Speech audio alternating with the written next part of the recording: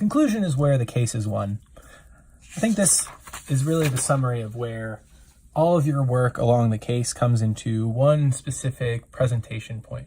You have to make sure that you're synthesizing, you're crisp in your communication, and you've given an appropriate answer. So in order to do a conclusion, the trick is to separate it into 5 parts. First, you repeat the objective. This should be less than 5 seconds. This should be something really quick, like we addressed the profitability problem for Unilever, or we're deciding whether to invest or not to invest. And then you go in and you give your answer.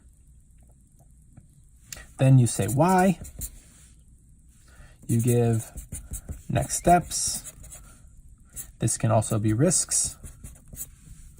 And then finally, and this is probably the key insight here, you give your answer again and you say it in a positive, upbeat way. And this positive, upbeat way is a key element to remember to do, because after all, a case interview is also a fit interview.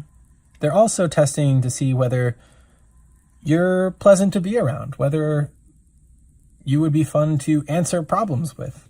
And most of the time, your case interview will be one part of the, say, 45-minute interview. So if the first 30 minutes are the case and you're getting ready to switch into your fit, you want to keep this kind of a positive, upbeat tone. A lot of cases without this will fall flat, and people will say something like, and that's the end of the case, or, and yeah, that's what I have to say, or something kind of awkward.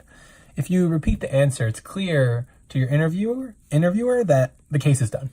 So definitely include this in your framework for how to answer the conclusion. Notice here that this is the same as what we were talking about before. Hypothesis, why, next steps. This is the same thing. Hypothesis, why, next steps. Your hypothesis becomes an answer with enough information. So if you've been doing this throughout the case, this part is easy. Your objective is already written, and your answer again is already here. So this should be really, really simple for you if you've been doing the hypothesis, why, and next steps throughout the case. If you've been constantly thinking about the objective at hand, how do I improve profitability? Whether I should invest or not to invest. So think about your conclusion in this 5-step framework, and you'll have a great conclusion every time. Another key thing to think about is that your framework is actually the most important thing to reference during this time. I would have your framework in front of you, as well as just a high level, view of what your previous items were. So we did a market segment case before. If we're looking at we have our, let's say, framework in front of us, and then we can reference a couple other things on the side. All we need to know is that we looked at market segments and the occasional reader was the biggest in 4.5 billion. That will help us with the why here. Another key thing to know is for next steps and risks, I would also keep this to 15 seconds or less. This should not be too long. I think here is where you want to spend the bulk. You might want to spend 30 seconds here with some numbers. Here might be 10 seconds or less. But overall, this whole thing is about a minute. You know you did a really good job if you can answer the whole case in about a minute. That means that you're crisp, you're communicating clearly, you don't have to repeat yourself, you don't have to fumble.